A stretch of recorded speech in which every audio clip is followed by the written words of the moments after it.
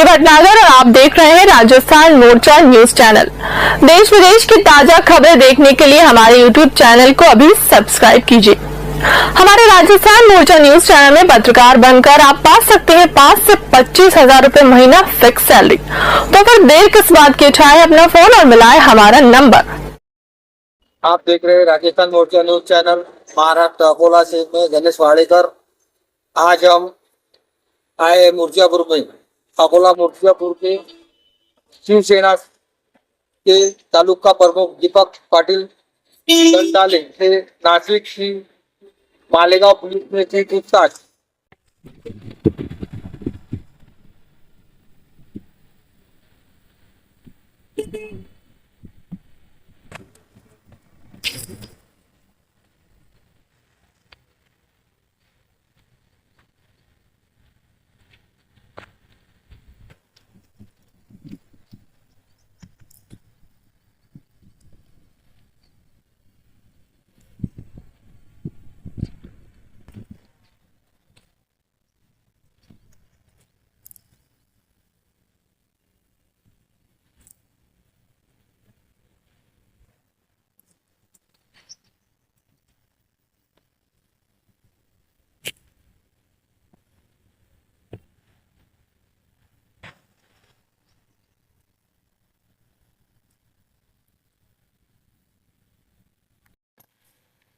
तो मेरे पास मौसी को बोले वैसे नहीं बोला ना, भारत से आया ना मामा।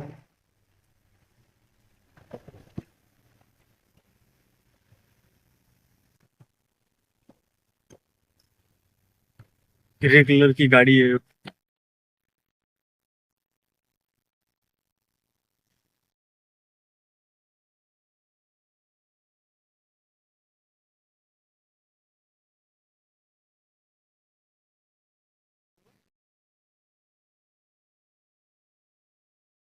काल नेमकं मतमोजणी प्रक्रिया संपल्यानंतर रात्रीच्या सुमारास नाशिक विभागातील पोलीस या ठिकाणी आले होते आणि आपल्याला चौकशीला घेऊन गेले असं आम्हाला माहित पडलेलं आहे। काय नेमका प्रकार आहे, नेमकं कशाच्या चौकशीसाठी त्यांनी नेमकं? त्या संदर्भात मला ते काही माहिती नाही आहे। त्यांनी फक्त एवढं सांगितलं की बुवा सीडीआर जे आहे त्या सीडीआरच्या अनुषंगाने आम्ही तुमच्यापर्यंत आलोय चौकशी संदर्भात। ते म्हणे बुवा आम्हाला तुमची चौकशी करायची आहे, तुम्ही ठाण्यात चला। मी त्यांच्यासोबत ठाण्यात गेलो। आपली भूमिका पहिल्यापासून पोलिसांना सहकार्य करण्याची ही राहिलेली आहे। त्यांच्यामुळे मी त्यांच्यासोबत चालला गेलो। सोबत गेल्यानंतर त्यांनी विचारपूस केली, यांचं या संबंधित व्यक्तीला ओळखता का? पाहिलं नाही साहेब, याचा माझा संबंध आला नाही। पण अनेक लोक, मी तालुका प्रमुख असल्यामुळे शिवसेनेचा, मला सांगा की ज्या प्रकारे पोलीस प्रशासनाच्या वतीने नाशिक विभागातील पोलीस त्यांच्या मताने की जे मालेगावचं प्रकरण होतं आणि त्यातला जो मुख्य आरोपी होता तर त्याच्या कॉलमध्ये सीडीआर मध्ये नंबर होता असं त्यांनी म्हटलं नाही, तो त्यांची चौकशीचा भाग आहे तो। आता अनेक लोक जे आहेत, आता कोणाचाही कॉल कोणाला हे केला जाते। अनेक लोक आपल्याला सामाजिक कार्य करत असताना ते मिळत असतात, भेटत असतात। आता माझ्याही वारंवार वाऱ्या ह्या मुंबईला असतात, जनतेच्या समस्या मांडण्यासाठी मी मंत्रालयामध्ये जात असतो। आरोग्याचे काही विषय असले तर जे हॉस्पिटल वगैरे या ठिकाणी एखाद्या रुग्णांना ऍडमिट करणे, त्यांना ते एखाद्याला कसा लाभ मिळून द्यायचा आहे तो लाभ मिळवून देणे, हे काम करत असताना अनेक लोकांशी संबंध पडतात। म्हणजे पूर्ण ऑल टोटल महाराष्ट्रातून, कोणी कोल्हापूरचे असते, कोणी सांगलीचं असते, कोणी साताऱ्याचं असते, कोणी विदर्भातले असतात, कोणी नागपूरचे असतात। असे अनेक ठिकाणावरचे लोक येतात, भेटतात।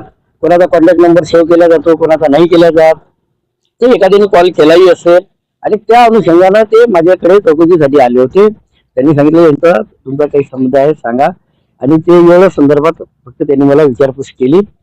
आणि मी त्यांना विचारलं की या संदर्भात काही कोणता विषय आहे का साहेब? काही नाही म्हणजे तो आमचा एक चौकशीचा भाग आहे आणि तेवढ्यासाठी आम्ही तुमच्याकडे आलो म्हणे, बस बाकी याच्या पलीकडे दुसरा काही विषय नाही। एवढी चौकशी करून ते निघून गेले। मला सांगा पाटील, काय नेमकं पोलिसांनी केलेला चौकशी करता तुम्हालाच काय मिळालं? आता तो एक त्यांच्या चौकशीचा भाग आहे, त्यामध्ये आपण तर त्या पोलीस खात्यात नाही आहे। परंतु त्यांनी विचारपूस केली, ते म्हणाले की बाबा या संदर्भात तुमचं काही असेल तर सांगा आम्हाला काही वगैरे। आणि शिर्यामध्ये यांचा कॉन्टॅक्ट तुम्हाला कसा काय? मी म्हटलं साहेब असंख्य लोक येतात, यवतमाळ, नागपूर, समजा अनेक ठिकाणावरून लोक माझं हे होते. तर प्रत्येकाची माझा संबंध पडतो. कुठं अपघात होतो रोडवरती, त्यावेळेस मी मदतीसाठी धावतो. आणि त्यांनी जो मला विषय मांडला तर सर म्हटलं मग मी जर असा काही विषयामध्ये असतो तर म्हटलं या अशा तिनाच्या घरामध्ये मी राहिलो असतो काय? आज आजच्या मूर्तिजापूरमध्ये कुठल्याही नागरिकाला विचारा, कुठल्याही पोलीस स्टेशनला विचारा, की मी कुठल्या एखाद्या 2 नंबरच्या धंद्यामध्ये कधी आहो का? तर समाजसेवा हीच एक माझी हे आहे. नाही तर जर मी त्यामध्ये चौकशी आणती, जर त्यांना गुन्हेगार आढळलो असतो किंवा काही आढळलो असतो तर मी तुमच्या समोर या ठिकाणी उपस्थित असतो का? हा तुम्ही तुमच्या मनाला प्रश्न विचारू शकता.